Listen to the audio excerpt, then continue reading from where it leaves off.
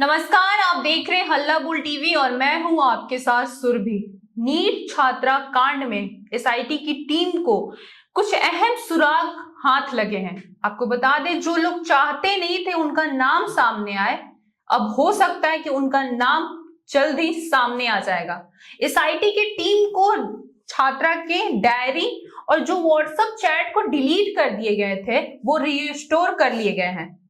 आइए हम जानते हैं पूरा मामला क्या है हल्ला बुल टीवी के संपादक दीपक शर्मा से। देखिए, जो खबर आ रही है वो ये है कि जो छात्रा ने कुछ चैट जो लोगों से किए थे जी उसको डिलीट कर दिया था, उसको रीस्टोर कर लिया गया और इससे एसआईटी को कुछ ऐसी जानकारियां मिल पाएंगी जिससे पूरी जो घटना है, पूरी जो वारदात है, इसकी जांच की दिशा बदल जाएगी। जी क्योंकि डिलीट क्या किया जाता है?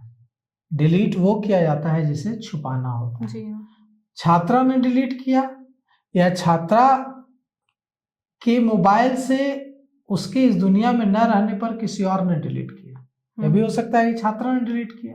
बिल्कुल। यह भी हो सकता है कि छात्रा के मोबाइल से उन लोगों ने डिलीट किया जो नहीं चाहते थे कि वो इस दुनिया में रहे और वो नहीं चाहते थे कि उनका सच सामने आए। जी हाँ। जिसने भी डिलीट किया, डिलीट तो तभी करते हैं जब कुछ छुपाने की इच्छा होती है।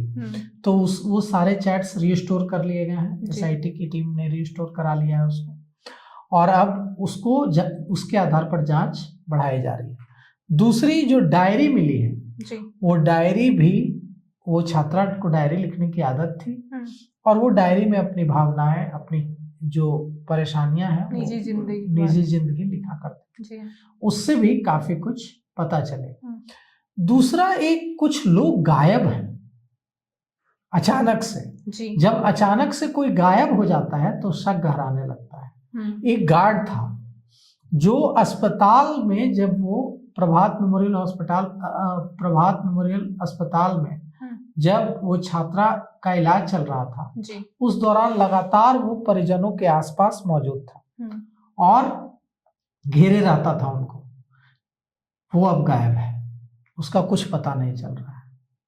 जी। साथ ही साथ जो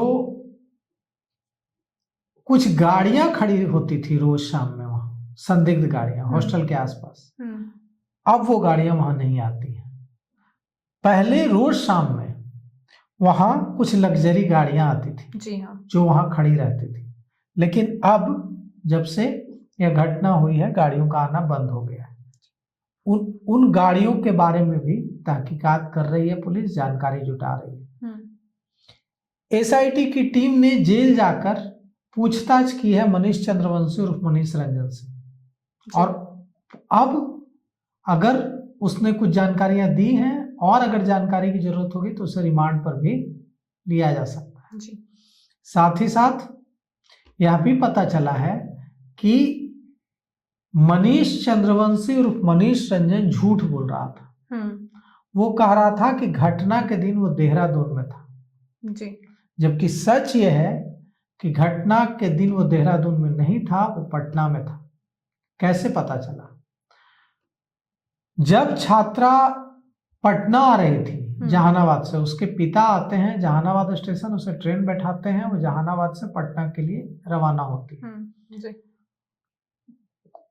बता रहा है सीडीआर कि वो मूव कर रही है जहानाबाद की ओर। तब जो मनीष चंद्रवंशी उर्फ मनीष रंजन है आरोपी एक्यूज, वो भी जहानाबाद से उसी समय पटना की ओर मूव करता हुआ दिख रहा है। जी। इससे पता चलता है कि वो झूठ बोल रहा था कि वो देहरादून में था, वो जहानाबाद में था। और जैसे ही छात्रा वहां जहानाबाद से चली पटना के लिए, वो भी जहानाबाद से पटना के लिए चला।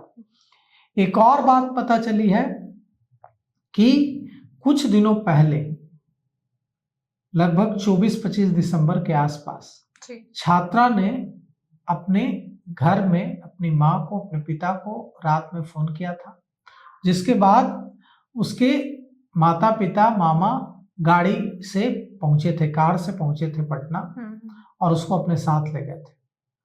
मतलब उस वक्त भी कुछ अनहोनी की आशंका होगी, कुछ दिक्कत की बात होगी, इसलिए ले गए। फिर वो आए।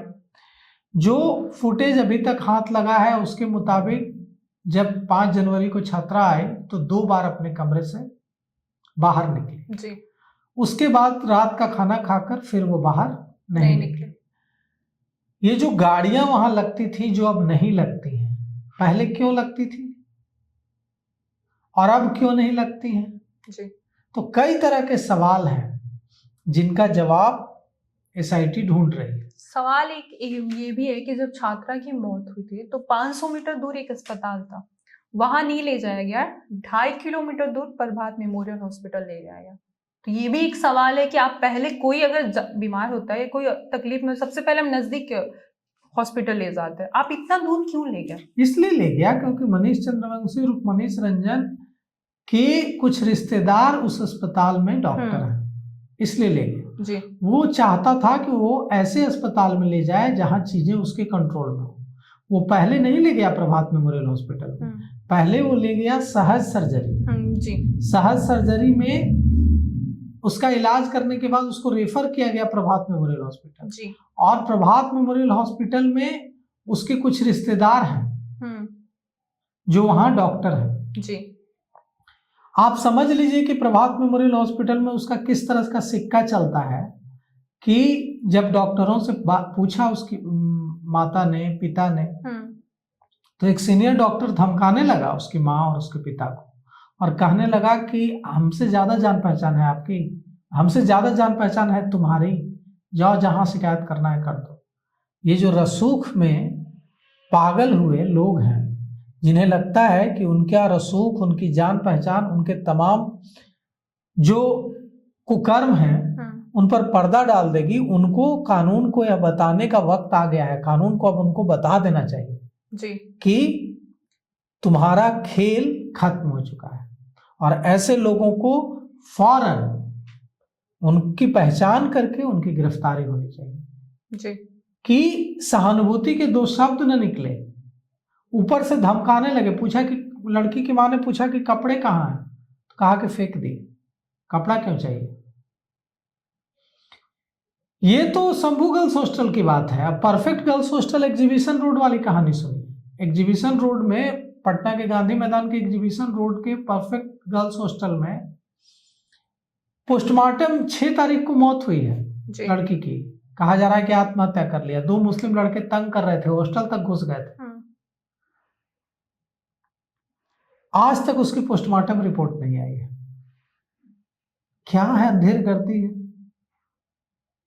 2 मुस्लिम लड़के जो एक पूर्णिया का 22 का रहने वाला, एक पश्चिम बंगाल का रहने वाला है। जी हाँ।